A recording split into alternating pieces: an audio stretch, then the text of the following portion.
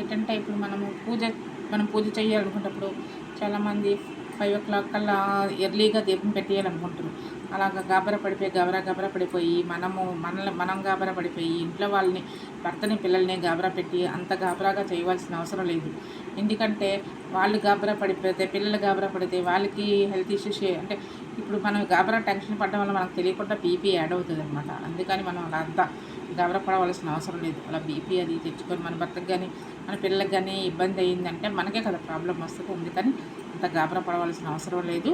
మనము ఈ అన్ని పనులు నిదానంగా పిల్లల్ని, భర్తని పంపించి నిదానంగా మనం దీపం పూజ చేసుకోవచ్చు.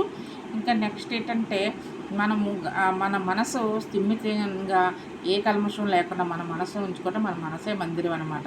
మనం అసలు యాక్చువల్గా పూజ చేయకపోయినా పర్వాలేదు, దేవుడి దగ్గర పువ్వులు పెట్టేసి ప్రసాదం పెట్టి దండం పెట్టుకున్నా మనకి ఆ పూజ అనేది మనకు ఫలిస్తుంది, మనకు ఫలితం అనేది ఉంటుందన్నమాట. అందుకని మనం గాబరా పడకుండా ఎర్లీగా దీపం పెట్టేసి నేనే అందరికన్నా వేగం చేస్తాను పూజ అని అలాగా సంతోషపడిపోతారు. అది అసలు అలాగా మంచిది కాదు. ఇంకా నెక్స్ట్ ఏంటంటే మనము వీళ్ళందరినీ పంపించి నిదానంగా ఇంట్లో పనులన్నీ చేసుకొని పూజ చేసుకోవడం వల్ల మనకి ఏంటంటే చాలా మనకి ప్రాబ్లమ్స్ అనేవి లేకుండా ఉంటాయి. మన హెల్త్ కూడా ప్రశాంతంగా, స్థిమితంగా, యాక్టివ్గా ఉంటుందన్నమాట. అందుకని మనము నిదానంగా చేసుకొని మన భర్తని, పిల్లల్ని గాబరా పెట్టకుండా నిదానంగా చేసుకుంటే మన హెల్త్కి ఏ ఇబ్బంది లేదు. ఎందుకంటే ముఖ్యంగా మెయిన్ ఏంటంటే మనకి ఇంటిని రన్ చేసేది ఆడవాళ్ళు ఆరోగ్యంగా ఉంటే మన భర్తని, మన పిల్లల్ని బాగా చూసుకోవచ్చు అనమాట. మనకి ఏదైనా ఏంటంటే బాధపడవలసింది ఎవరంటే ముఖ్యంగా మన పిల్లలు, మన భర్త. మనం లేకపోతే మన భర్త, మన పిల్లల్ని ఎవరూ సరిగ్గా చూడలేరు, వాళ్ళు కూడా సరిగ్గా ఉండలేరు. అందుకని మనం స్థిమితంగా, నిదానంగా అన్ని పనులు చేసుకొని దీపం పెట్టుకుంటే అంతకన్నా మనకి మంచి ఏముంటుంది చెప్పండి.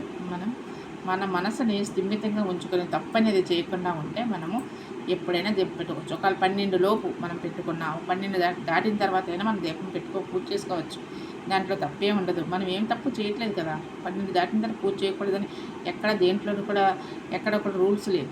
12 తర్వాత దీపం పెట్టకూడదు, 12 లోపే పెట్టేయాలి, ఇలాగే చెయ్యాలి, అలాగే చెయ్యాలని ఏమీ అక్కర్లేదు. అసలు మనం పూజ చేయాలనుకుంటే ఆయన శుభ్రంగా దేవుడి దగ్గర అన్నీ సర్దుకొని, పువ్వులు పెట్టుకొని, చక్కగా నైవేద్యం పెట్టి పూజ అలా కూడా చేసుకోవచ్చు.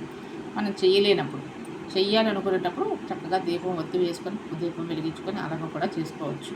మన వీలుని బట్టి మనం చేసుకోవచ్చు. ఊరిక హైరాణ మనం పడిపోయి మన ఆరోగ్యం పాడు చేసుకొని ఇంట్లో వాళ్ళకి ఇబ్బంది పెట్టుకొని చేసిన పూజ ఫలితము ఉండదు, మన ఇంటికి కూడా నష్టం జరుగుద్ది అనమాట. అందుకని మనము చక్కగా నిదానంగా హ్యాపీగా హాయిగా పూజ చేసుకొని మన ఇంటిని, మన భర్తని చూసుకుంటే మన ఇల్లు మనకి ఎంతో హ్యాపీగా ఉంటుంది. మనం కూడా మన ఇంటికి మన వాళ్ళకు కూడా ఎంతో హ్యాపీనెస్ ఇస్తాం. మనం కూడా చాలా ప్రశాంతంగా ఉంటాం అన్నమాట. ఓకే.